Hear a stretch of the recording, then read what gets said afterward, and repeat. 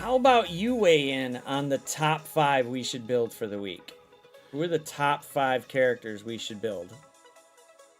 Now, are we looking at like new players or like every character? Every character out there. I mean, every character out there right now. Let's focus more towards the general population, not the newer players, because obviously they're not going to probably get, Darkhawk or even have Infinity War or Iron Man anytime soon. I have to say, I think this game runs so much off of power cores and being able to use them to refresh energy, especially during events, that it's got to be like Quicksilver, APOC, Black Cat, Robbie, and Miss Marvel Hardlight. Your like normal arena team. Not yours, but overall. Yeah, for mine, yeah, but I'm thinking more of basically top 5 for the week to knock out. If you had to build up 5 characters, like your 5 characters over the week, or at least close to it, like who would you build? That arena team, whoever you see as your arena team. But like I said, for me, I think it's Black Cat, Miss Marvel Hardlight, and I know Kestrel's big, but like most people already have her at gear tier 17 for unlocking APOC, big APOC. She's gonna do just fine at gear tier 17 with the rest of her team. So yeah, okay. So Black Cat and Hardlight is there. Robbie, Reyes, Robbie is definitely another one. Black Cat and Quicksilver, if you can, but it would be recommended to do Quicksilver on it too. Yeah, Quicksilver and then APOC. All right, okay, so then we got APOC or APOC or Quicksilver, whichever one you got. I think you can do 3-piece with Quicksilver and APOC,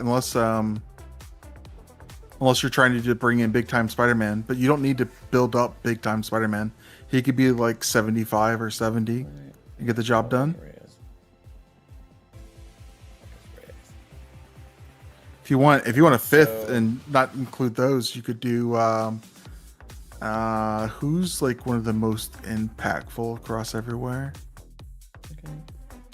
I have G17 Quicksilver and it's better. Yeah, well, Quicksilver, his plug and play his availability is ridiculously high because you could throw him in with almost everybody and it's nuts. But I mean, you've just seen from the stuff that these guys are tearing up Crucible. They're tearing up,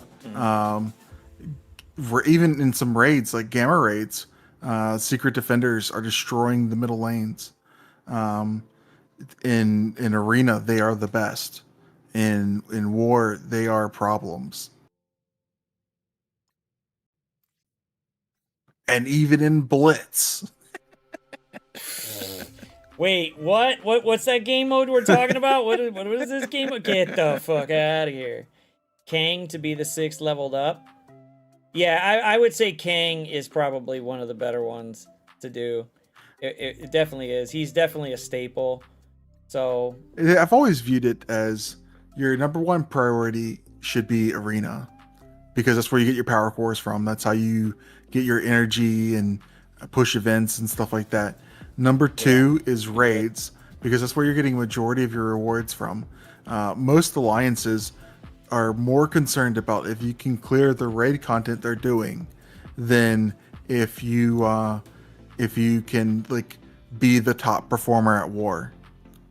And then it's like APOC, which kind of bleeds into CC and War. And of course, obviously, I'm talking about newer players that don't have APOC yet. Because Gamma, Death Seed, Unlimited, and oh my god, am I blanked? The 4th one, whatever the 4th one is, they can all be used in CC. They can all be used in War. Okay, well, then the top 5 I'll use basically for Arena for this week, which is basically we'll focus more on power cores because they're going to be sucking the power cores out of everybody with these events. Well, you just spend 500 a day, brother. Yeah. I've already spent 500 or probably a little bit more already, so it's already there. It's just I gotta wait till server reset, the second server reset, so I can use it for tomorrow and then do some more energy so I could get some more for the event and try to get as many ebony treats as possible. Oh no, I was talking about APOC. we're going into an event where you're supposed to, there's a web milestone to spend 500 power cores a day. Oh, I spend 500 power cores a day regardless. It's usually to beef up the energy, just to do it. So as long as I keep getting power cores, if I can stay in the top 10 for arena, I usually am able to spend that a little bit more and then get whatever power cores that we get out of our dailies and whatever other event. Well, I bought the strike pass, so I got the strike pass, so that's giving me a bunch already, so it pushed me up. But if you're not getting the strike pass, make sure you're doing your dailies, make sure you're trying to get all of them completed up to the power core part. And once you don't see power cores there, just stop either spending, stop either doing any more energy if you can't afford to do it. But since I'm higher up and I'm not using cores to open up orbs and stuff, I can sit there and use power cores to do energy and refresh a few stores as well, just so I can get these G18s out of my out of there, and I can try to build up this Dark Dimension team quick.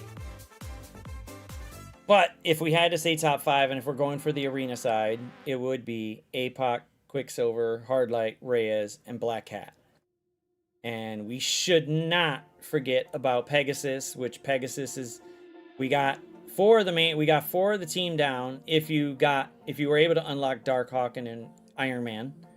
But if not, well, Kestrel is basically the next one up, so please build Kestrel as much as you can.